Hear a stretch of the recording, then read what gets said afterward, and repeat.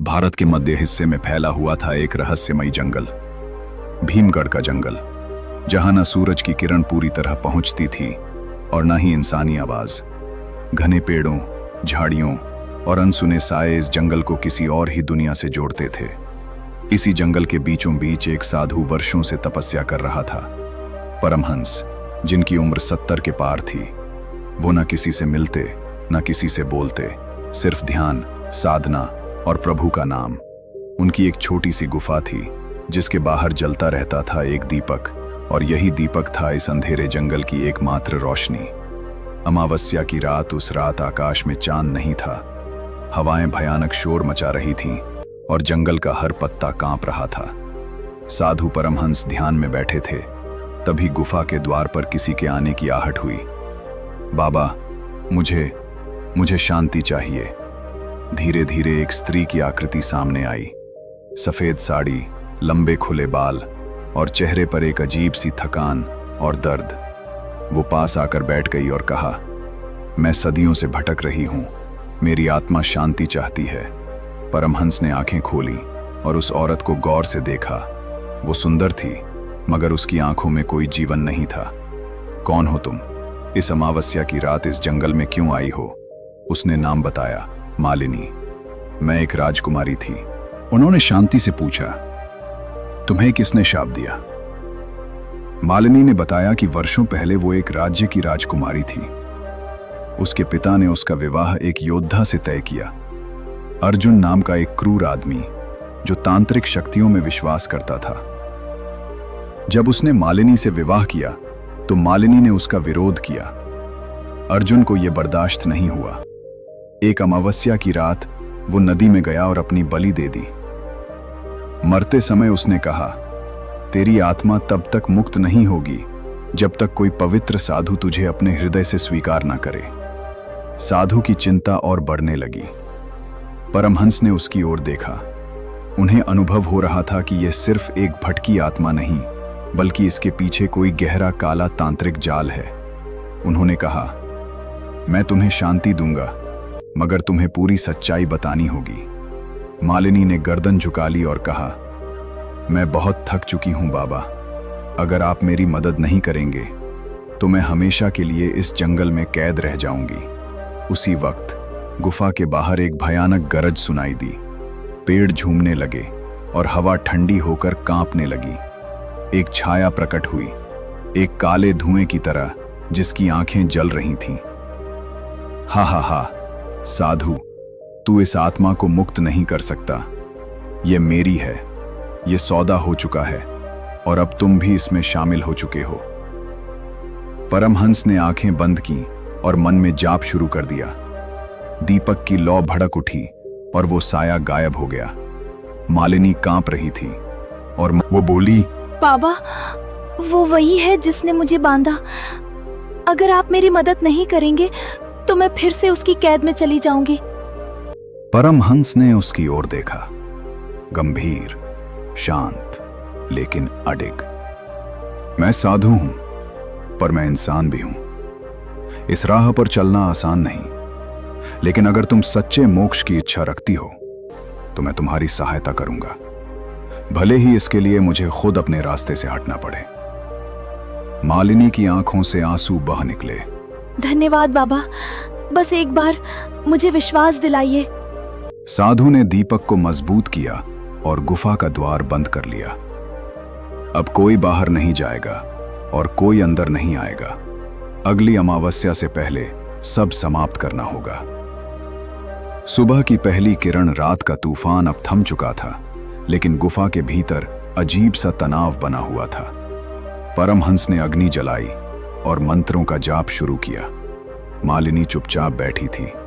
उसकी आंखें गहरी थीं, जैसे वो अंदर कुछ छिपा रही हों। साधु ने पूछा, मालिनी, अगर तू मोक्ष चाहती है तो मुझे सब सच बताना होगा। सिर्फ अर्जुन ही नहीं, इस कहानी में और भी कुछ है ना? मालिनी का चेहरा सफेद पड़ गया। हाँ बाबा, एक राज है, एक ऐसा राज जिसे बताने से डर लगता है। मालिनी बोली, अर्जुन केवल मुझसे शादी नहीं करना चाहता था, वो मुझ में बसी शक्ति को पाना चाहता था। मेरी माँ एक साध्वी थी, उन्होंने मुझे जन्म देते समय एक तांत्रिक को शाप दिया था कि उसकी शक्ति मेरी कोख से पैदा होगी।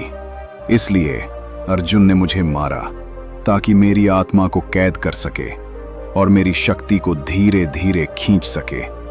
उसने मेरी आत्मा के साथ एक सौदा किया। जब कोई पवित्र पुरुष मेरी देह को स्वीकार करेगा तभी मेरी शक्ति अर्जुन को पूरी मिलेगी। परमहंस का चेहरा कठोर हो गया। इसका मतलब तू अभी भी अर्जुन के जाल में है और तेरा आना इत्तेफाक नहीं, एक योजना है। मालिनी ने सिर झुका लिया। मैं आधी आत्मा हूं, आधी शक्ति, पर अब मैं मुक्त होना चाहती हूं। मैंने झूठ नहीं कहा बाबा। मेरी मुक्ति का रास्ता सिर्फ आप हैं, लेकिन मैं आपको छलना नहीं चाहती। परमहंस ने अपने झोले से एक पुरानी पांडुलिपि निकाली जिसमें शाप, तंत्र और आत्माओं के रहस्य दर्ज थे। उन्होंने उसमें से एक श्लोक पढ़ा, यत्र मोहम तत्र राहु, यत्र दीपम तत्र राहु विनाशा। आत्मा मुक्त तब हो जब दीप से दीप जले। मतलब जब अंधेरे में एक आत्मा दूसरा दीपक जलाए तभी वो मुक्त हो सकती है। उन्होंने कहा, तुझे अपनी मुक्ति खुद अर्जित करनी होगी। मैं मार्ग दिखा सकता हूं, पर चलना तुझे होगा। साधु ने एक गोल आकृति में दीप जलाए और मालिनी को उसके बीच बैठने को कहा। चारों ओर वेदों के मंत्र गूंजने लगे। हवा फिर से तेज हो गई। जैसे ही साधु ने अग्नि में गंगा जल डाला, एक जोरदार चीख सुनाई दी। जंगल फिर से दहाड़ उठा। अचानक एक धुएं जैसी छाया आग के बाहर प्रकट हुई। वही साया। तू फिर से कोशिश कर रहा है साधु। ये आत्मा मेरी है और तुझे इसकी कीमत चुकानी होगी। साया ने हवा के झोंकों से दीपक बुझाने शुरू कर दिए। एक एक कर सभी दीपक बुझने लगे। मालिनी डरने लगी, लेकिन परमहंस ने जोर से मंत्र पढ़े और अंतिम दीपक की लौ को अपनी हथेली से बचा लिया। उन्होंने साया से कहा, तू जो चाहता है वो तुझे नहीं मिलेगा। ये आत्मा अब अपने रास्ते पर है। साया हंसते हुए बोला, अगर यह आत्मा वास्तव में अपने कर्मों से मुक्ति चाहती है तो इसे अपने अतीत से लड़ना होगा। क्या तुम इसके अतीत को जानते हो साधु? परमहंस रुके। कौन सा अतीत? साया गरज कर बोला, इसने ही अर्जुन को तंत्र में धकेला था। बचपन में इसी ने उसे अपमानित किया, ठुकराया, और वो जो राक्षस बना उसी की वजह से बना। परमहंस की आंखों में संदेह छलकने लगा। मालिनी की आंखें झुक गईं। हाँ बाबा, मैंने अर्जुन को नीच समझकर अपमानित किया था, पर मैंने कभी उसे ये करने को मजबूर नहीं किया। मैंने गलती की थी और वही गलती मुझे हर रात जला रही है। साया जोर से हंसा। देखा साधु, ये आत्मा खुद अधूरी है। इसकी मुक्ति अब असंभव है। साया हवा में विलीन हो गया, लेकिन एक निशान छोड़ गया। आग की लकीर गुफा के फर्श पर। साधु थक गए थे। अराला मालिनी चुपचाप बैठी थी, टूट चुकी, शर्मिंदा। बाबा, क्या अब मेरी मुक्ति असंभव है? परमहंस ने धीमे से कहा, तू तब तक मुक्त नहीं हो सकती जब तक तेरा अपराध स्वीकार ना हो और अर्जुन की आत्मा को शांति न मिले। परमहंस ने घोषणा की, अब हमें अर्जुन की आत्मा को खोजना होगा और उसके साथ वो सौदा तोड़ना होगा। एक बार के लिए नहीं, हमेशा के लिए। मालिनी की आंखों में पहली बार उम्मीद दिखी। मैं तैयार हूं बाबा। मैं अब डरना नहीं चाहती। मुझे अपने कर्मों का प्रायश्चित करना है। दीपक फिर से जल उठे और गुफा से बाहर की ओर रोशनी की एक किरण बढ़ी। मालिनी अब पहले जैसी नहीं थी। वो अब डर से नहीं, अपने अपराध बोध से लड़ रही थी। साधु परमहंस ने उसे एक पुराना नक्शा दिखाया। यह मंदिर वीरान है, जहां अर्जुन की आत्मा कैद है। वो अब किसी इंसान के रूप में नहीं, एक राक्षसी तांत्रिक के रूप में पुनर्जन्म ले चुका है। मालिनी हैरान हो गई। पुनर्जन्म? परमहंस बोले, हां, उसने मृत्यु से पहले एक क्रूर तंत्र किया था। पुनर्भव मंत्र जो आत्मा को वापस ला सकता है, लेकिन सिर्फ अंधेरे रूप में। रास्ते में अजीब घटनाएं होने लगी। कभी झाड़ियों से कोई रोता, कभी पेड़ों से आवाजें आती। एक बार तो एक बच्चा दिखा, खून से लथपथ, लेकिन वो एक पल में गायब हो गया। मालिनी कांपने लगी। बाबा, ये सब क्या है? ये सब अर्जुन की आत्मा के रक्षक हैं। ये भटकी आत्माएं हैं जो उसके लिए पहरेदारी करती हैं। परमहंस ने मंत्रों से उनकी रक्षा की, लेकिन जैसे जैसे मंदिर नजदीक आता गया, अंधेरा घना होता गया। आखिरकार वे मंदिर पहुंचे। टूटे हुए खंभे, जली हुई मूर्तियां और हर तरफ सिर्फ स्याह घुप अंधकार। मंदिर के गर्भगृह में एक यंत्र बना था, एक काले पत्थर का गोल दायरा जिसमें तांत्रिक मंत्र खुदे थे। मालिनी जैसे ही उसके पास पहुंची, एक जोरदार धक्का लगा और मंदिर की दीवारें कांप उठीं। फिर एक आवाज गूंजी, आ गई तू, मेरी मौत की दासी। लेकिन अब मैं अर्जुन नहीं, मैं कालवीर हूं, जो तुझे फिर से अधूरी कर देगा। दीवार से अचानक एक काली आकृति निकली, लंबे बाल, जलती आंखें, गले में नर मुंडों की माला। कालवीर, वही अर्जुन का अगला रूप, अब सिर्फ मालिनी को नहीं, परमहंस को भी खत्म करना चाहता था। इस बार मैं सब कुछ छीन लूंगा, तुम्हारी शक्ति, तुम्हारी आत्मा और तुम्हारी रोशनी। मालिनी ने कांपते हुए कहा, मैंने तुम्हें कभी प्यार नहीं किया अर्जुन, लेकिन मैंने जो किया अब उसका प्रायश्चित चाहती हूं। परमहंस ने अपनी माला उठाई और जाप शुरू कर दिया। कालवीर चिल्लाया, मंत्र नहीं बचा सकते तुझे। अचानक मालिनी आग की लकीर के भीतर खड़ी हो गई और बोली, अगर तुझे मेरी शक्ति चाहिए तो ले, पर एक शर्त पर। कालवीर हंसते हुए बोला, क्या? तू मेरे अंदर प्रवेश कर, मेरी आत्मा में मिल, और फिर देख कि क्या तुझे शांति मिलती है या भस्म हो जाता है। परमहंस चौंक गए। नहीं, यह आत्महत्या है। लेकिन अब बहुत देर हो चुकी थी। मालिनी की आंखें चमकने लगी। वो खुद तांत्रिक यंत्र में कदम रखने लगी। जैसे ही कालवीर उसकी आत्मा में प्रवेश करता है, एक तेज प्रकाश फटता है। मंदिर की दीवारें हिलती हैं, हर दिशा से भयंकर चीखें आती हैं। फिर एक शांति छा जाती है। यंत्र टूट जाता है, मंदिर की छत गिर जाती है, परमहंस जमीन पर गिर पड़ते हैं, और जब धूल हटती है तो वहां सिर्फ एक लड़की खड़ी होती है, मालिनी। लेकिन अब उसकी आंखें शांत थीं। मैं मुक्त हूं बाबा, और अर्जुन भी। मालिनी ने अपनी हथेली में राख भरी और बोली, ये राख उस आत्मा की है जो अब उजाले में विलीन हो गई। मैं अब दूसरों की आत्माओं को भटकने से रोकूंगी। मैं भटकी आत्माओं की रक्षक बनूंगी। परमहंस ने सिर झुकाया। अब तू खुद साध्वी है, जो अंधेरे को पहचानती है और उजाले का रास्ता जानती है। मालिनी अब पहले जैसी नहीं रही। वो साधु परमहंस की शिष्या बन चुकी थी। हर दिन तपस्या, ध्यान और आत्मचिंतन में बीत रहा था। लेकिन एक रात ध्यान के दौरान उसे किसी औरत की चीख सुनाई दी, बचाओ, मुझे बचाओ, मेरा बच्चा, मुझे जलाया जा रहा है। मालिनी की आंखें खुल गईं। उसका चेहरा पसीने से भीगा हुआ था। सामने परमहंस खड़े थे, शांत लेकिन गंभीर। अब समय आ गया है बेटी, तुम्हें आत्माओं की पुकार सुननी है। तुझे जिन आत्माओं ने चुना है, उनकी मुक्ति अब तेरे हाथ में है। नक्शे में एक जगह थी, कांच महल, जहां कभी एक अमीर साहूकार रहता था। मालिनी वहां पहुंची।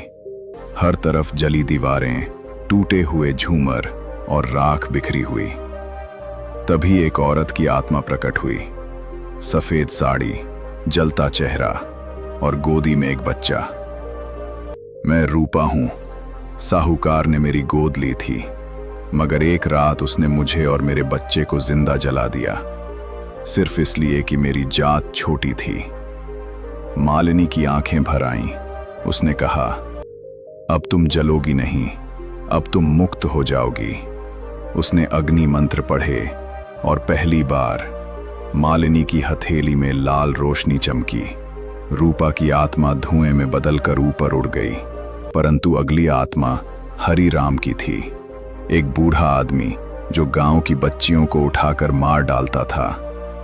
मैं तो फिर से जन्म लूंगा, तुझे रोक कर दिखाऊंगा। मालिनी ने मंत्रों से उसका सामना किया, लेकिन ये आत्मा आत्मा नहीं रही थी। वह राक्षस आत्मा बन चुकी थी।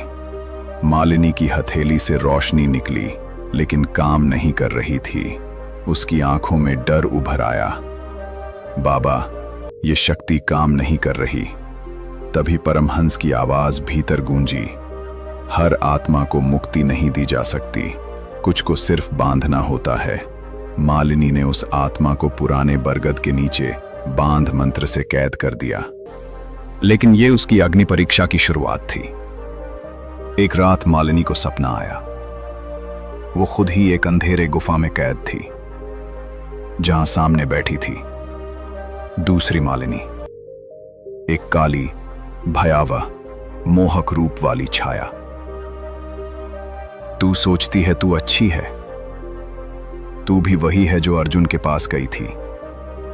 तूने उसे खुद में प्रवेश करने दिया था, भूल गई। मालिनी की रूह कांप उठी। उसने जोर से चिल्लाया, मैं अब वही नहीं हूं, मैंने खुद को बदल लिया है। काली छाया हंसी, तू सिर्फ दबी हुई प्यास है, जिसे तूने साधुता के पर्दे में छुपा रखा है। मालिनी कांप रही थी, लेकिन उसने आंखें बंद की, अपना नाम याद किया, रूपा की आत्मा का चेहरा याद किया, और एक तेज प्रकाश से उस छाया को भस्म कर दिया। एक शाम एक लड़का आया, शांत, सूना चेहरा, सफेद कपड़े, पर आंखें बिल्कुल काली। आप मेरी मां को ढूंढ सकती हैं। मालिनी ने सिर हिलाया, लेकिन जैसे ही उसने हाथ पकड़ने की कोशिश की, लड़का हवा में बदल गया। एक कागज की पुर्जी जमीन पर रह गई। अंत में जो दिखेगा वो झूठा नहीं होगा। अगला रास्ता आग से नहीं, खून से होकर गुजरेगा। मालिनी समझ गई, अभी उसकी परीक्षा खत्म नहीं हुई। मालिनी उस बच्चे द्वारा छोड़ी गई पुर्जी के संदेश को लेकर गहराई में सोच रही थी। अगला रास्ता आग से नहीं, खून से होकर गुजरेगा। उसने साधु परमहंस से पूछा, बाबा, यह संदेश किस ओर इशारा करता है? परमहंस गंभीर हो गए। मालिनी, तुम्हें अब उस गुफा में जाना होगा जहां वर्षों पहले एक महान सिद्ध तांत्रिक ने अपनी शक्ति को आत्माओं में बांट दिया था। वही है अंधेरे का स्रोत। मालिनी तैयार हो गई। उस रात वो जंगल के अंतिम छोर पर स्थित वज्र गुफा की ओर निकली। जैसे ही वो भीतर पहुंची, दीवारों पर खून से बने चित्र, ताजी मिट्टी से सनी जमीन और हड्डियों के ढांचे, और बीच में बैठा था वो साया, वही जिसने संजना को भेजा था, जिसने आत्माओं को जकड़ा हुआ था। साया हंसा, बहुत देर कर दी तूने, अब मेरी रचना पूरी हो चुकी है। वो आत्माएं जिनसे तूने बात की, सब मेरी ही परछाइयां थीं। तूने मुझे ही और शक्तिशाली बना दिया। मालिनी कांप उठी। तू ही हर आत्मा के पीछे था। साया ने अपनी काली आंखें खोली। हर आत्मा का चेहरा उसमें दिखा, संजना, रूपा, हरिराम और मालिनी खुद। क्योंकि तेरे अंदर जो प्यास थी, मैंने उसी से जन्म लिया। तेरी ही छाया में हूं, तेरी आत्मा का गंदा सच। अब ये कोई तांत्रिक लड़ाई नहीं थी, ये आत्मा की लड़ाई थी। मालिनी ने रोते हुए कहा, हाँ, मुझसे गलतियां हुई। मैंने खुद को कमजोर किया, मैंने मोह को अपनाया, मगर अब मैं जान चुकी हूं, मुक्ति सिर्फ खुद से होकर मिलती है। उसने अपनी आंखें बंद की, हथेली में प्रकाश उगाया। उसने खुद को स्वीकार किया, अपने पापों को, अपने दर्द को, अपनी कामनाओं को, और उस प्रकाश को साया पर छोड़ा। साया चीखने लगा, नहीं, तू ऐसा नहीं कर सकती, तू मेरी मां है। मालिनी ने एक शांति से कहा, हां, और अब मैं तुझे जन्म नहीं दूंगी। साया धुएं में बदल गया। हर दीवार से खून मिटने लगा, हड्डियां फूलों में बदल गईं, और वो बच्चा जिसने मालिनी को पुर्जी दी थी, अब उसके सामने एक दिव्य आत्मा के रूप में खड़ा था। तुमने मुझे जन्म नहीं दिया था, मगर मुझे मुक्त कर दिया। वो आत्मा आकाश की ओर उड़ गई। मालिनी वापस अपने आश्रम लौटी। परमहंस ने उसकी तरफ देखा। अब वो केवल एक शिष्या नहीं रही थी, अब वो दीक्षा देवी बन चुकी थी। एक ऐसी आत्मा जो भटके हुओं को रास्ता दिखाती है। हर पूर्णिमा की रात झोपड़ी के बाहर दिया जलता है और कोई आत्मा दूर खड़ी होती है मुक्ति की आशा में। और कोई है जो सुनती है, सिर्फ सुनती नहीं, रास्ता भी दिखाती है। अगर आपको दोस्तों ये कहानी पसंद आई हो तो ऐसे ही और वीडियो पाने के लिए चैनल को सब्सक्राइब करना ना भूलें।